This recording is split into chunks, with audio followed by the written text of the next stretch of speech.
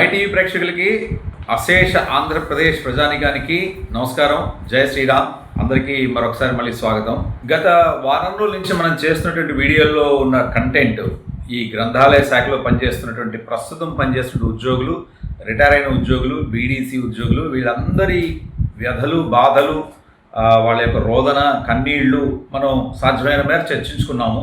కానీ దురదృష్టవశాత్తు ఈ వీడియోలో ఉన్నటువంటి కంటెంట్లో ఉన్నటువంటి ముఖ్యాంశాలు ఏవి కూడా, అసలు ఏ అంశం కూడా సంబంధిత శాఖా మంత్రి నారా లోకేష్ గారికి చేరలేదన్నటువంటిది నాకున్నటువంటి విశ్వసనీయ సమాచారం. అయితే ఈ వీడియో ద్వారా గ్రంథాలయ పరిషత్ చైర్మన్ గారు శ్రీ కోటేశ్వరరావు గారు, ఆంధ్రప్రదేశ్ రాష్ట్ర ఉప ముఖ్యమంత్రి శ్రీ కొణిదెల పవన్ కళ్యాణ్ గారికి మీలో ఎంతమందికి అవకాశం ఉంటే అంతమంది ఈ వీడియోని లేదా ఈ వీడియోలో కంటెంట్ని వారికి తెలియపరచమని చెప్పి నేను మిమ్మల్ని కోరుకుంటున్నాను. ఎందుకంటే పరిషత్ చైర్మన్ గారు శ్రీ కోటేశ్వరరావు గారికి చాలా మంచి పేరు ఉంది. ఆయన్ని పెద్ద ఆయనగా పిలుచుకుంటూ ఆయన్ని చాలా గౌరవంగా చూసుకున్నటువంటి ఉద్యోగస్తులు 90% పైనే ఉన్నారు. ఎందుకంటే ఆయన పారదర్శకత, ఆయన పని విధానం, ఆ శాఖకి సంబంధించినటువంటి విషయాల పట్ల ఆయనకున్నటువంటి అవగాహన, ప్రజాసేవ పట్ల ఆయనకున్నటువంటి ఒక రకమైన అకుంఠితమైనటువంటి దక్ష దీక్షత, ఇవన్నీ కూడా చాలామంది ఆయన్ని శ్లాఘించడానికి, చాలామంది ఆయన్ని ప్రశంసించడానికి కారణాలు. అయితే కోటేశ్వరరావు గారు ముఖ్యమంత్రి చంద్రబాబు నాయుడు గారికి, అలాగే ఈ ఉన్నత విద్యాశాఖ మంత్రి నారా లోకేష్ గారికి, ఇక తెలుగుదేశం పార్టీలో ఉన్నటువంటి పెద్దవాళ్ళందరికీ కూడా ఆయన చాలా క్లోజ్ అని, అంటే ఆయన చాలా సన్నిహితంగా ఉంటారని నేను విన్నాను. అదే నిజమైన పక్షంలో కోటేశ్వరరావు గారు దయచేసి మీ సంస్థ ఉద్యోగులు పడుతున్నటువంటి బాధల్ని, పాటలని, వాళ్ళ వ్యధల్ని, గాథల్ని దయచేసి ముఖ్యమంత్రి గారి దృష్టికి తీసుకెళ్ళండి. మీ చేతిలో ఉన్నంతవరకు కూడా మీరు తక్షణం వాటికి సాధ్యమైన మేర అనుకూలమైనటువంటి అవకాశం ఉన్నంత వరకు పరిష్కారాన్ని చూపించండి. అయితే ఉప ముఖ్యమంత్రి పవన్ కళ్యాణ్ గారికి ఎందుకు చేరాలంటే, గత ప్రభుత్వంలో ఉన్నటువంటి వైసీపీ సిపిఎస్ రద్దు చేస్తామనేటువంటి ఒక ప్రథమ అంశాన్ని, అంటే ఆ అంశాన్ని ఒక ముఖ్యమైనటువంటి విధంగా చూపించి సిపిఎస్ రద్దునే ఒక రకంగా ముఖ్య అస్త్రంగా ఉపయోగించుకుని అధికారంలోకి వచ్చి ఆ విషయాన్ని పూర్తిగా పక్కన పడేసింది. తూర్పుగోదావరి జిల్లాతో పాటు అనేక జిల్లాల్లో, రాయలసీమ ప్రాంతంలో, చిత్తూరు, ఇటువంటి అన్ని ప్రాంతాల్లో ఉన్నటువంటి చాలా మంది ప్రభుత్వ ఉద్యోగులు, ప్రభుత్వంలో ఉన్న అధికారులు, జిఎస్టీ అధికారులు, వీళ్ళందరూ కూడా నేను కలిసినటువంటి సందర్భాల్లో వాళ్ళు నాకు చెప్పింది ఏంటంటే, ఒక సిపిఎస్ రద్దు చేస్తామనేటువంటి హామీ వల్ల చాలామంది వేరే పార్టీల వ్యక్తులు కూడా ఈ వైసీపీకి ఓటేశారట. బట్ వాళ్ళ ఆశలేవి నెరవేరలేదు. వాళ్ళకి పాపం చివరికి నిరాశ మిగిలింది. ఈ ప్రభుత్వం వస్తే ఈ ప్రభుత్వంతో పనిచేయించే బాధ్యత నాది అని చెప్పి ప్రజల్ని నమ్మించి ప్రజల చేత ఓట్లు వేయించినటువంటి శ్రీ పవన్ కళ్యాణ్ గారు తక్షణం ఈ విషయం గురించి స్పందించాలి. ఎందుకంటే సర్వసాధారణంగా మన పక్కన ఉన్నటువంటి వాళ్ళు అన్నం తినకపోతే మన దగ్గర చికెన్ బిర్యానీ ఉన్నా, లేకపోతే ఇంకా మామిడికాయ పప్పు ఉన్నా మనం సరిగ్గా భోంచే బుద్ధి కాదు మనకి. వాళ్ళకి పెట్టకుండా, వాళ్ళు తినకుండా, వాళ్ళకి లేకపోవడం అనేది జరిగితే ఇంకా మనకి బాధ ఎక్కువ అవుతుంది. ఖచ్చితంగా మనకు ఉన్న దాంట్లో తీసి వాళ్ళకి పెట్టి వాళ్ళ ఆకలి కూడా తీర్చి మనం తింటాం అనేది సంప్రదాయం, అది మానవ నైజం. అయితే ఈ గ్రంథాలయ శాఖతో పాటు అనేక శాఖలు, మిగతా శాఖల గురించి నాకు అంత పూర్తి డీటెయిల్స్ లేదు కాబట్టి నేను వేరే వాటి గురించి మాట్లాడట్లేదు. ఈ గ్రంథాలయ శాఖలో ఉన్నటువంటి చాలామంది ఉద్యోగస్తులు, ముఖ్యంగా బీడీసీ ఉద్యోగస్తులు, బుక్ డిపాజిట్ సెంటర్స్లో పనిచేసిన ఉద్యోగస్తులు, వాళ్ళ జీతం 3-4 వేల రూపాయలు. ఈ 3-4 వేల రూపాయలు కూడా 2023 సంవత్సరం నుంచి ఆగిపోయినటువంటి ఉద్యోగస్తులు చాలామంది ఉన్నారు. సో వాళ్ళ ఇళ్లలో వాళ్ళు పడుతున్నటువంటి పాటలు మనం చూస్తూ కూడా మనం చక్కగా విలాసవంతమైనటువంటి జీవితాన్ని గడపడం అనేది అమానవీయం, అనైతికత, నైతిక విలువలకి పూర్తిగా భంగం కలిగేటువంటి చర్యలు అవన్నీ కూడా. ప్రభుత్వంలో ఉన్నటువంటి ప్రస్తుతం ఉన్నటువంటి పెద్దలందరూ కూడా చాలా విలాసవంతమైన జీవితాలు గడుపుతున్నారు. మరి నిన్నటి సంఘటన తీసుకుంటే, ఈ మధ్య నారా లోకేష్ గారు దుబాయ్కి వెళ్ళి క్రికెట్ మ్యాచ్ చూసి వచ్చారట. అది మరి విలాసవంతమైన జీవితమే కదా. దాన్ని ప్రతిపక్షం వాళ్ళు వాళ్ళ సాధ్యమైనంత వరకు ఏకిపారేస్తున్నారు. మరి ఇక్కడ చాలా మంది ఉద్యోగస్తులు, ముఖ్యంగా ఆయన శాఖకి సంబంధించిన ఉద్యోగస్తులు దాదాపు పస్తులు ఉన్నటువంటి పరిస్థితుల్లో ఆయన దుబాయ్కి వెళ్ళి క్రికెట్ మ్యాచ్ చూసి రావడం అనేది మరి ఆయన విజ్ఞతగా వదిలేయాలనేది కూడా చాలా మంది అభిప్రాయపడుతున్నారు. సరే, ఆయన విజ్ఞతగా వదిలేకపోయినా కూడా ఆయన శాఖలో ఉన్నటువంటి ముఖ్యులందరికీ కూడా, ఆయన వ్యక్తిగత కార్యదర్శులకి, ఓఎస్డీలకి, ప్రిన్సిపల్ సెక్రటరీకి అందరికీ కూడా ఈ సమాచారం సాధ్యమైన మేర మనం వాళ్ళకి తెలియజేయడం కోసం ట్రై చేశాము. అయితే ఎవరి దగ్గర నుంచి ఏ రకమైన స్పందన లేదు. సో ఇప్పుడు ఆఖరి అస్త్రం అనే మాట ఎందుకు వాడుతున్నానంటే, గ్రంథాలయ శాఖలో వీళ్ళు పడుతున్నటువంటి బాధలను చూసినటువంటి మా బోటి వాళ్ళు సెంట్రల్ విజిలెన్స్ కమిషన్కి దీన్ని ఫిర్యాదు చేద్దాం అనుకున్నటువంటి తరుణంలో అలాగే అవసరమైతే సుప్రీంకోర్టులో ఒక సంబంధించిన పిటిషన్ వేయాలన్నటువంటి ఈ నేపథ్యంలో ప్రధానమంత్రి గారు కూడా తెలియపరచాలంటే అనుకుంటున్నటువంటి ఈ నేపథ్యంలో చాలామంది మీడియా మిత్రులు కానీ, నా ఆఫీస్ స్టాఫ్ కానీ, బయట మిత్రులు కానీ, నా కుటుంబ సభ్యులు కానీ వాళ్ళు ఇచ్చినటువంటి సలహా ఏంటంటే, ఉన్న అందరి మంత్రుల్లోకి, ప్రభుత్వంలో ప్రస్తుతం ఉన్న వాళ్ళందరిలోకి కాస్త కోస్తో తక్షణం స్పందిస్తోంది పవన్ కళ్యాణ్ గారు. పవన్ కళ్యాణ్ గారికి ఎందుకు ప్రత్యేకంగా చెప్పాలనేది ఇంకో కారణం ఏంటంటే, ఈ గ్రంథాలయ శాఖతో పాటు అనేక శాఖల్లో పనిచేస్తున్న ప్రభుత్వోద్యోగుల్లో కూడా ఆయన ఫ్యాన్స్ ఉన్నారు, ఆయన అభిమానులు ఉన్నారు. ఒక పక్క నానా రకాలైన ఆర్థిక ఇబ్బందులు పడుతూ కూడా ప్రభుత్వం నుంచి ఏ రకమైన సహాయం అందకపోయినా, ప్రభుత్వం నుంచి ఏ రకమైన చర్యలు లేకపోయినా కూడా ఇప్పటికీ చాలామంది వాళ్ళ డిస్ప్లే డీపీ అంటారు, డీపీలో పవన్ కళ్యాణ్ గారు ఫోటోలు పెట్టుకుంటున్నారు, ఆయన సినిమాలు చూస్తున్నారు, ఆయనకి చాలా గౌరవిస్తున్నారు, ఆయన మీద ప్రేమాభిమానాలు వలకపోస్తున్నారు.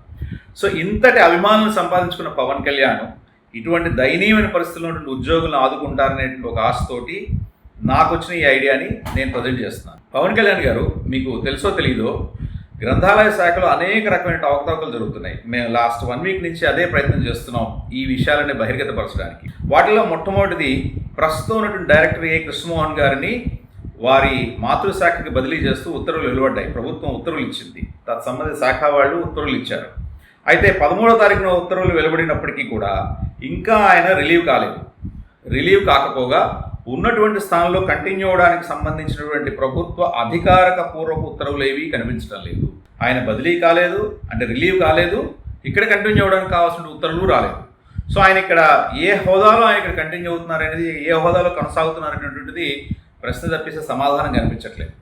మొన్న ఉన్నత శాఖ విద్యామంత్రి నారా లోకేష్ గారు ప్రస్తుత గ్రంథాలయ భవనాన్ని మార్చేటువంటి ఆ మీటింగ్లో ఆయన పాల్గొన్నారు, చైర్మన్ గారు కోటేశ్వర గారు కూడా పాల్గొన్నారు, ఇంకా ఇతర అధికారులు కూడా పాల్గొన్నారు. కానీ ఈ విషయాలు ఏవి కూడా చర్చకు రాలేదు అన్నటువంటిది చాలా విశ్వసనీయ సమాచారం.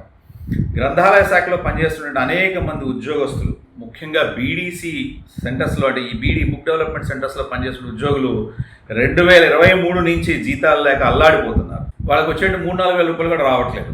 ఇంకొక విషయం, ఇంకా చాలా బాధ కలిగించే విషయం ఏంటంటే, వాళ్ళ ఇళ్లలో చాలామంది హృద్రోగులు ఉన్నారు, పెళ్లి కావాల్సిన పిల్లలు ఉన్నారు, చదువుకుంటున్నటువంటి పిల్లలు ఉన్నారు.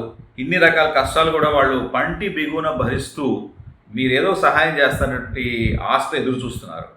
అలాగే రిటైర్డ్ ఉద్యోగస్తుల్లో చాలామంది చెప్పుకోలేని బాధలు, వాళ్ళు రిటైర్ అయిన వెంటనే వచ్చే బెనిఫిట్స్ తోటి ఇల్లు కట్టుకోవాలని, కూతురు పెళ్లి చేయాలని, లేదా భార్యకి వైద్యం చేయించాలని, వాళ్ళు వైద్యం చేయించుకోవాలని, ఎప్పటి నుంచో ఉన్నటువంటి శారీరక రుగ్మతలు, అనారోగ్య సమస్యలన్నీ కూడా తీరిపోతాయి, మన జీవితంలో ఇక రిటైర్డ్ లైఫ్ అనేది మనం ప్రశాంతంగా గడపచ్చు అనేటువంటి ఆశతో ఉన్నటువంటి వాళ్ళకి వాళ్ళ పై అధికారుల పైశాచికత్వం చాలా వాళ్ళకి చెప్పలేనటువంటి కష్టాలు మిగిల్చేసింది.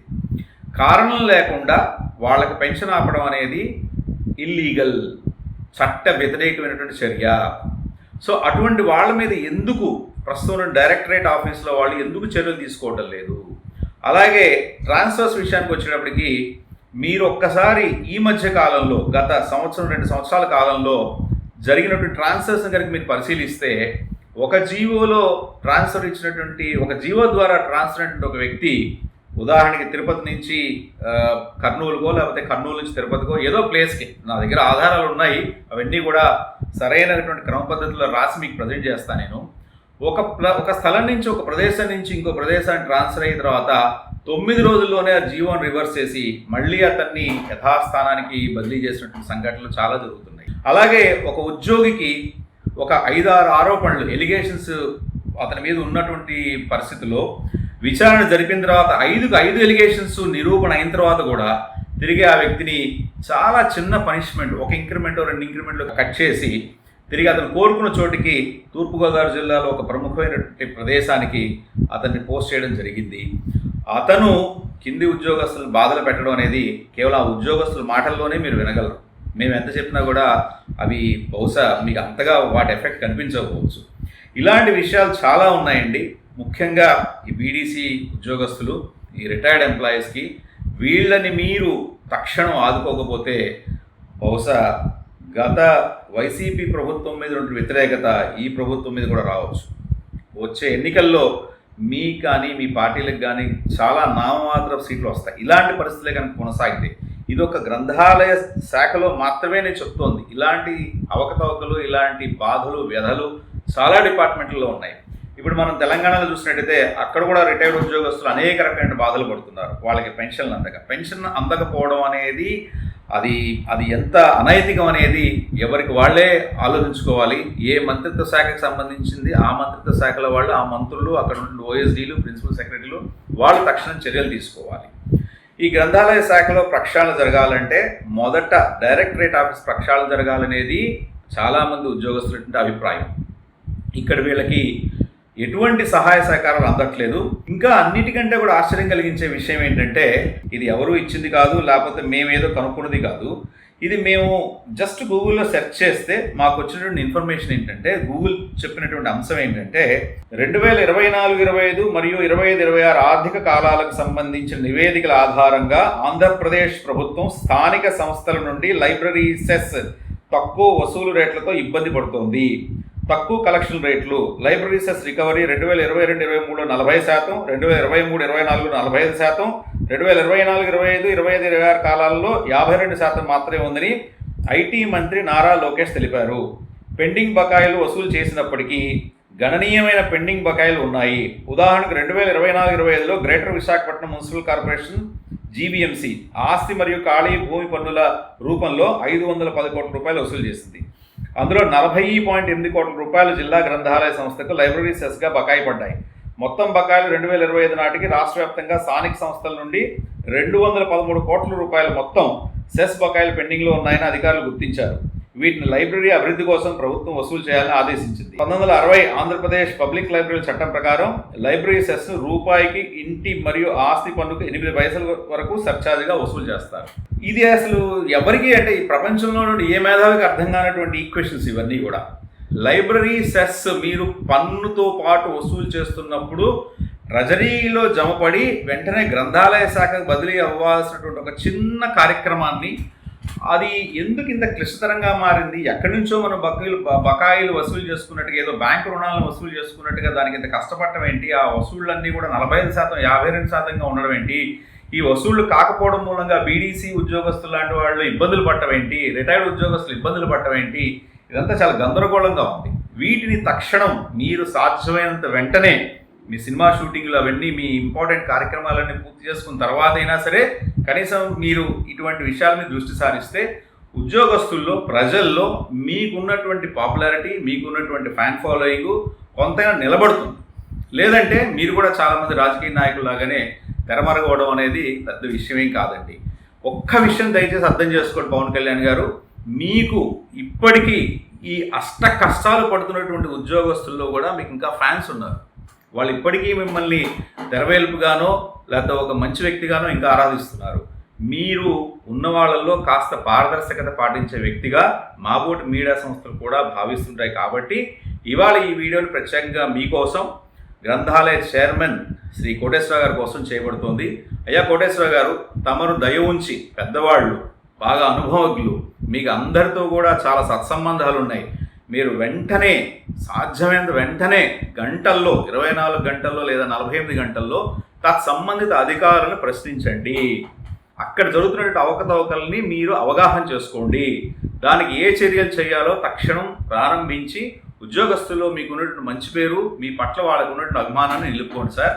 మాబోటి మీడియా వాళ్ళం ఎప్పుడు కూడా మంచి పనులకు సహాయ సహకారాలు అందిస్తూనే ఉంటాం. మా వైపు నుంచి మేము ఏం చేయాలో చెప్తే మేము కూడా మా వంతు కృషి మేము చేస్తాం. అందరం బాగుండాలి. ఎందుకంటే మనం తింటున్నంత మాత్రాన మన కడుపు నిండదండి, మన మనసుకు తృప్తి కలగదు. మన పక్కవాడు కూడా తినాలి. ముఖ్యంగా కష్టాల్లో ఉన్న వాళ్ళకి మనం ఎంతో కొంత సహాయం చేస్తే ఆ తృప్తి జీవితాంతం మిగిలిపోతుంది. Thank you.